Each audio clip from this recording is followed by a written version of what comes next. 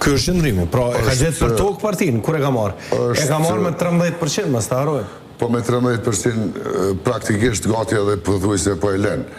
Me 13%, me 13% kur e ka marrë ka gjetë me koalicion me AKR-n. Sepse e vërteta është që leadershipi ka ndryshuar pikërisht për shkak të rezultatit dopt. Ju e keni edhe në intervistat e vetë zotit Abdigjiku, i cili ka theksuar se është vendos një standard në lidhjen demokratike të Kosovës, ku sa herë që ka rezultat të dopt, leadershipi mban përgjegjësinë qendrore. Zotnia dha dorëheqjen është që në këshill të përgjithshëm, këshilli i përgjithshëm nuk ja miratoi. Pavarësisht kësaj, unë mendoj që pikërisht për shkak të rezultatit dopt ka ndodhur ndryshimi dhe pikërisht për shkak të rezultatit dopt ka ndodhur ndryshimi atëherë dhe ka ardhur zoti Abdigjiku në krye të LDK-s, pikërisht për shkak të rezultatit dopt po kërkohet që t'i hapet ndryshimit në lidhjen demokratike të Kosovës. Krian, me datën 31 janar ka pas një proces të rikonfirmimit apo të deklarimit të delegatëve të Këshillit të Përgjithshëm të Lidhjes Demokratike të Kosovës,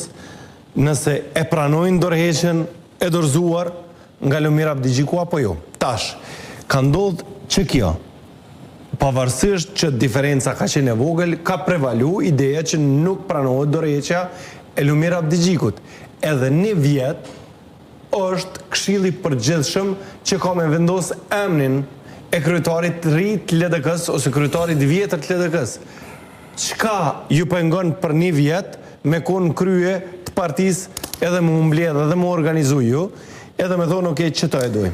E para mas ati kuvendit të 31 janarit një kishim një parë zgjedhje. Prandaj reagimi jo ndërlidhet me rezultatin e këtyre zgjedhjeve që vinë bas 31 janarit. Edhe pse ne mund të flasim shumë për kuvendin e 31 janarit, i cili praktikisht ka bërë që ndarjet brenda LDK-s thellon akoma më shumë dhe madje me iniciativën e vetë kryetarit, duke identifikuar njerëzit të cilët sipas tij kanë votuar pro largimit të tij dhe ju e dini që më njëherë pas asaj në emrimin që është bërë nuk po e quaj zgjedhje e kryesisë qendrore sepse nuk është zgjedhje statutare, është një emrim antistatutari i kryesisë aktuale.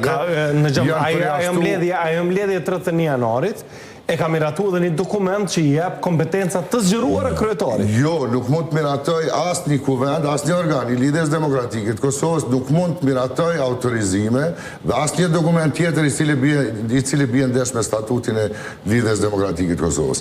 Statuti i Lidhjes Demokratike të Kosovës është akti më i lartë i brendshëm i Lidhjes Demokratike të Kosovës. Pavarësisht faktit. Edhe nëse Këshilli i Përgjithshëm e miraton te kalimin e tij. Pavarësisht faktit që kuvendi është organi që miraton statutin apo miraton edhe ndryshimet në statut.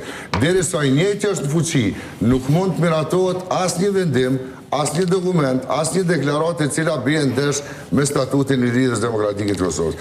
Prandaj, ajo kryesi është antistatutare, 3 pozicionet e emrimit të 3 sekretarëve janë antistatutare, pavarësisht saj, neve po na intereson po aq sa kjo pjesa statutare dhe aspekti politik dhe aspekti i përfaqësimit.